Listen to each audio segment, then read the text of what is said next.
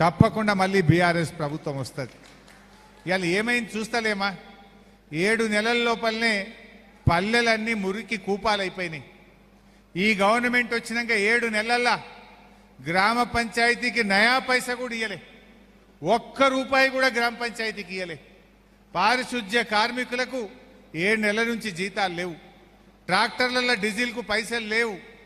ట్రాక్టర్లకు ఇన్స్టాల్మెంట్లు కట్టలేరు. వానకాలం వచ్చింది, బ్లీచింగ్ పౌడర్ లేదు.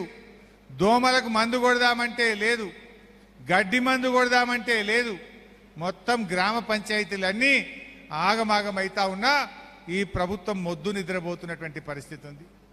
స్కూళ్ళల్లో పోతే మిడ్ డే మీల్స్, మధ్యాహ్న భోజనం పెట్టే కార్మికులకు 7 నెలల నుంచి జీతాలు లేవు. వాళ్ళందరూ కూడా ఆగమాగమవుతున్నారు. వంట వండిన సామాన్కు పైసలు లేవు. వంట వండిన పనిచేసిన వాళ్లకు జీతాలు లేనటువంటి పరిస్థితి ఇలా స్కూళ్ళల్లో ఉన్నది. నిన్నేదో స్కూల్లో చెప్తున్నారు మా సర్పంచ్ గారు, కరెంటు బిల్లు కట్టలేదని స్కూల్కి కరెంటు కట్ చేసిందట. అంటే ఈ ప్రభుత్వానికి అసలు పరిపాలన చేతనైతలేదు. పాలన గాలికి వదిలేసిండ్రు. ఎక్కడ చూసినా ఆత్మహత్యలు, ఎక్కడ చూసినా మానభంగాలు, మర్డర్ కేసులు జరుగుతూ ఉన్నాయి, హత్యలు జరుగుతూ ఉన్నాయి.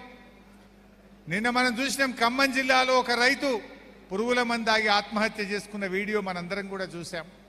ఇప్పుడే ఈడ కూర్చొని చూస్తున్నా ముఖ్యమంత్రి గారి జిల్లా మహబూబ్ నగర్లో కలెక్టర్ ఆఫీస్లో ఇంకో రైతు ఇలా పురుగుల మందు దాగిన వీడియో వస్తూ ఉన్నది. అంటే ఈ రాష్ట్రంలో పాలన గాలికి వదిలేసిండ్రు. కేవలం ప్రతిపక్షాల మీద కేసులు, కుట్రలు తప్ప పరిపాలన చేతనైతలేదు. అందుకే రోజు కూడా ఆత్మహత్యలు జరుగుతూ ఉన్నాయి, రేప్ కేసులు జరుగుతూ ఉన్నాయి, హత్యలు జరుగుతూ ఉన్నాయి. లా అండ్ ఆర్డర్ ఆగమైపోయింది. రైతు బంధు అయితే దిక్కే లేదు. కేసీఆర్ ఉండగా జూన్ నెలలో ఖచ్చితంగా రైతు బంధు పడ్డది. ఇలా జూలై వచ్చినా ఒక్క రూపాయి కూడా రైతు బంధు ఇవ్వకుండా ఇలా రైతుల ఉసురు పోసుకుంటా ఉన్నారు.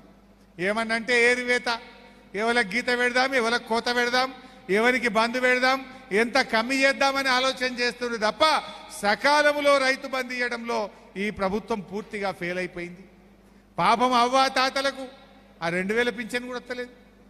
కేసీఆర్ ఉండగా 200 పెన్షన్ 2000 చేస్తా అంటే బరాబర్ 2000 చేసి ఇచ్చిండు మన కేసీఆర్. వీళ్ళు 4000 చేస్తామన్నారు. ఇంటికి 2 పింఛన్లు ఇస్తామన్నారు. అవ్వకిత్తం, తాతకిత్తామన్నారు. ఇంట్లో కొడుకు ఉద్యోగం చేసినా ఇస్తామన్నారు. 4000 ఇస్తామన్నారు. 4000 ఎటుపోయినాయో, ఇంటికి 2 పింఛన్లు అడిగిపోయినాయో, కొడుకు నౌకరుంటే పింఛన్ అడిగిపోయిందో కానీ ఇచ్చే 2000 కూడా వస్తలేవు.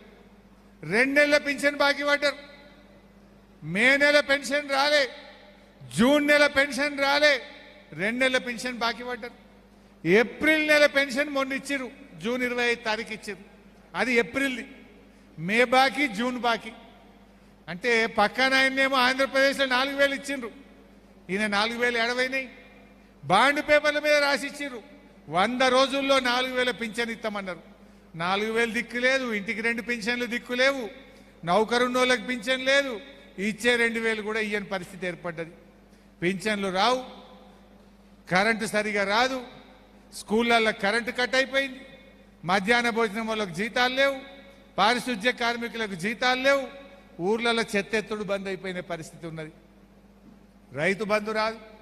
కళ్యాణ లక్ష్మి చెక్కులు 7 నెలల కళ్యాణ లక్ష్మి చెక్కులు వస్తలేవు. ఆడోటి ఈడోటి వచ్చినాయి అంటే అవి అప్పటి మన గవర్నమెంట్ బాబా చెక్కులే ఇంకా వస్తున్నాయి. ఈ గవర్నమెంట్ వచ్చినప్పటి నుంచి ఇప్పటికీ తులం బంగారం దిక్కులేదు. కళ్యాణ లక్ష్మి వచ్చే 1,00,000 రూపాయలు కూడా బంద్ అయిపోయింది.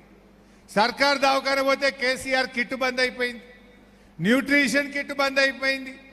అన్ని బందే. కోతలు పెట్టుడు, బంధు పెట్టుడు. ఇంతకు మించి కొత్తగా ఒక్కటన్నా వచ్చిందా ఈ ప్రభుత్వం వచ్చినాక?